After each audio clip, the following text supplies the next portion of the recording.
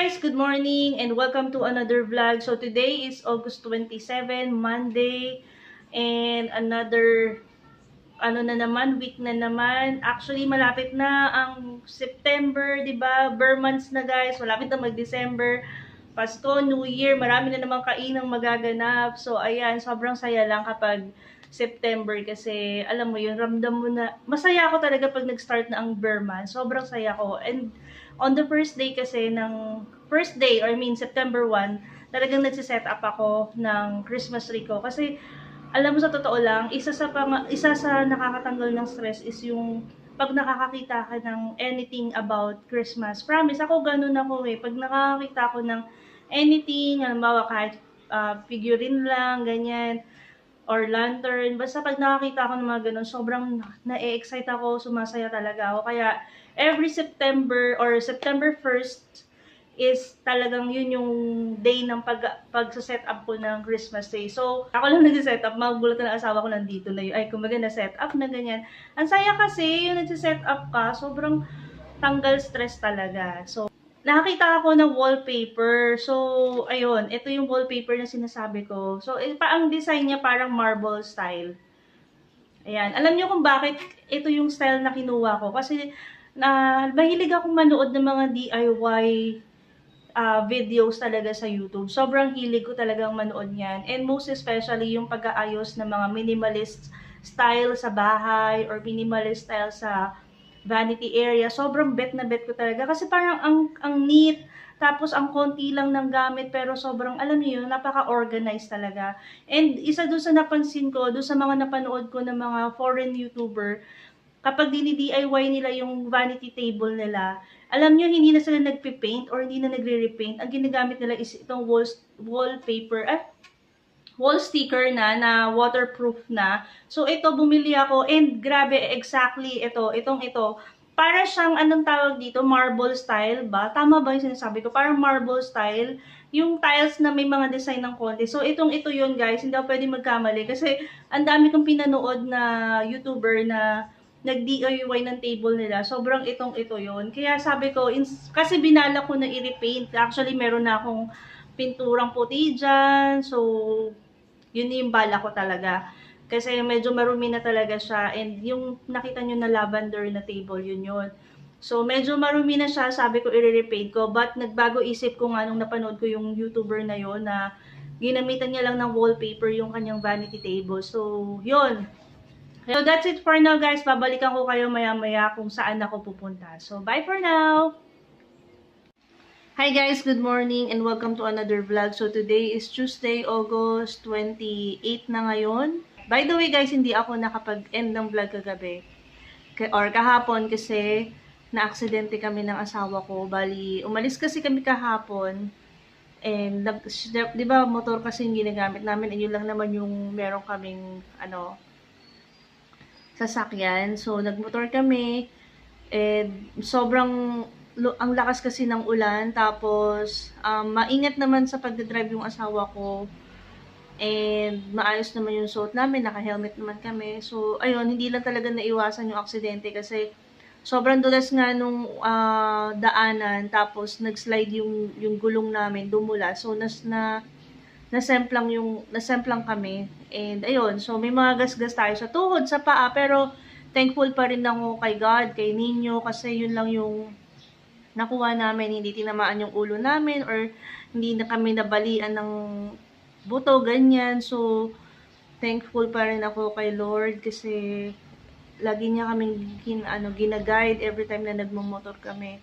And hindi talaga may iwasan kasi guys, pag mga gano'n na bigla ang umulan, tapos, ayun, so, kaya hindi ako nakapag-end ng vlog, pero, still positive pa rin tayo, and thankful kay Papa Lord, kay God, kay Santo Niño, kay Nazareno, na okay tayo, and safe pa rin tayo kahit papaano. Medyo masakit nga lang yung sugat ko, siguro lalagyan ko ito mamaya ng malunggay.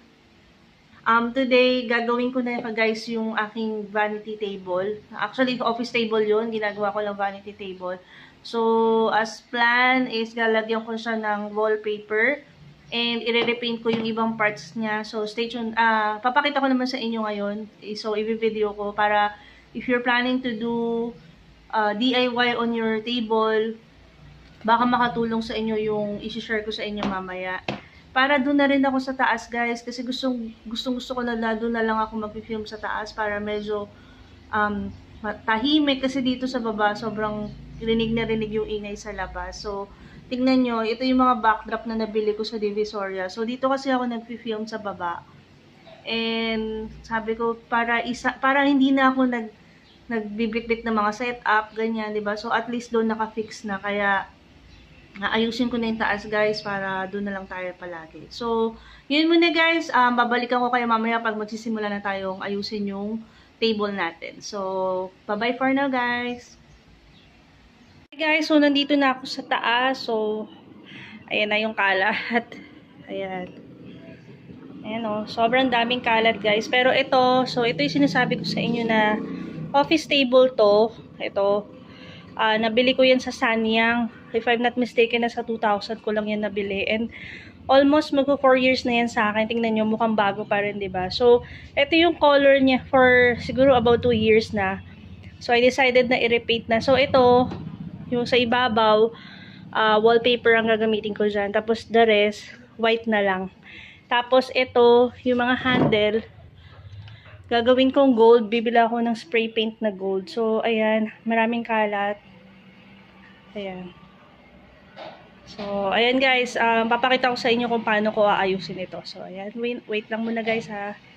So, guys, ayan yung mga gagamitin ko. So, kailangan ko ng Manila paper para pansapin, para hindi tumulo yung pintura sa sahig. Ayan, yung rolling pin ba yan? Tapos wallpaper. Tapos tubig. Nagdala ko tubig. Ito yung wall putty. So, ayan, ito yung wall putty, guys. So, guys, bumili ako nitong wall putty na to. Ito yung masilya. So, ready to use na siya. Para dun sa mga butas-butas, yung mga pinagpakuan. So, madali siya at saka maganda kasi white na siya. Tapos, for my pintura, itong Davis Mega Kill na gloss na siya. So, maganda siya. Ginamit ko na to matagal. Maraming beses ko na siyang ginamit. So, okay siya. So, ayan lang yung ating gagamitin for today's DIY dito sa aking table. Tara, simulan na natin.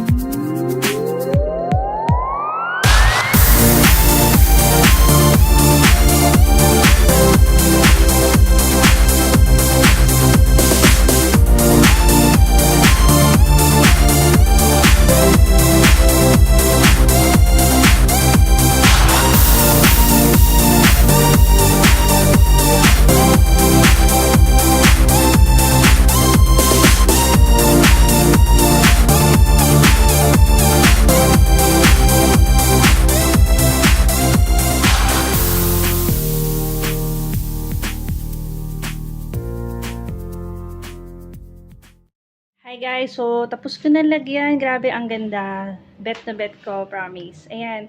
So tapos ko na lagyan ng wallpaper itong ibabaw ng table. So ang gagawin ko, pipinturahan ko na ng puti yung mga yan. Hindi ko na siya magagamitan ng wallpaper kasi feeling ko parang ang hirap. So pintura na lang yung gagawin ko dito sa baba nito. So ayan, ayan, super happy ako. Grabe. Ayan, ang ganda, promise. Ito talaga yung mga nakikita ko sa mga mga foreign YouTuber na ginagawa nila doon sa table nila. So, ayan guys. Kung gusto niyo gumawa ng DIY, bili lang kayo ng ganitong klaseng wallpaper. And ang ganda nito kasi glossy siya. So, pag nadumihan siya, madali lang siyang punasan. So, ayan guys, super happy. So, let's go and pintahan naman natin to ng puti yung ibang part ng table. So, let's go guys!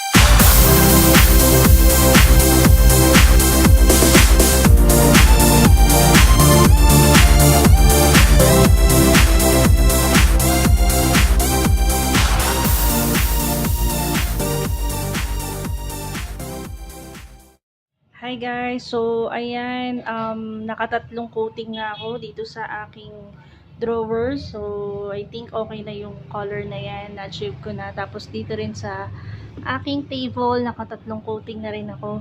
Actually maganda yung nabili kong Davis na Mega Acryl. Kasi fast dry talaga siya, sobra. As in parang kaka-apply ko pa lang doon sa isang side. Tapos ilang minuto lang tuyo na siya. So, if you're planning to buy a paint na mabilis na, sorry, ang ingay sa labas. Ayan. If you're planning to paint your old table, kung gusto nyong baguhin ng kulay, so, masasuggest ko sa inyo yung Davis na Mega Acryl na gloss kasi sobrang ang bilis niya talagang mag-dry and ang ganda ng color payoff niya dyan sa sa table. Actually, kung gusto nyo talaga, ito kasi guys, hindi ko na siya niliha. Ang totoo kasi dapat, kung gusto mo siya talaga na, as in talagang makinis na sobra, dapat lilihain mo siya kasi meron pa siyang color. Kumbaga may paint kasi yung table ko na yan, diba? So may color na yan. So, para mas makinis sana is kailangan mo siya lihain. Kaso ayoko na lihain kasi matagal, matrabaho, and ang importante lang naman sa akin is mapalitan talaga siya ng kulay. Hindi naman kailangan perfect na perfect. So, para sa akin, okay na yan. Yan, so, okay naman na yung kulay. So, ang ginawa ko is 3 coating ako nitong Mega Acryl na paint para ma-achieve ko yung color. At kasi kapag double coating lang, nag-a-appear pa rin yung color ng lavender. So, ayan, okay na siya. So, papatuyuin ko na lang siya. And, ayun. So, mag-aayos na rin ako. Maya-maya lang din. So, ayan. I'm so happy na finally, na-DIY ko na siya or nagawa ko na siya. So, ayan. Papakita ko sa inyo yung final look nitong table pag totally tuyo na siya and maayos ko na. So, ayan po. That's So, ito muna sa ngayon guys, and hindi ko alam kung ano pang gagawin ko. Basta i-video ko na lang kung ano na yung mga gagawin ko, DIY. Para kung plano nyong gumawa ng DIY ninyo sa bahay, so pwede ko kayo mabigyan ng idea kung ano yung mga magandang i-DIY sa table natin or sa ating vanity area. So, that's it for now guys. Babalik na lang ako mamaya.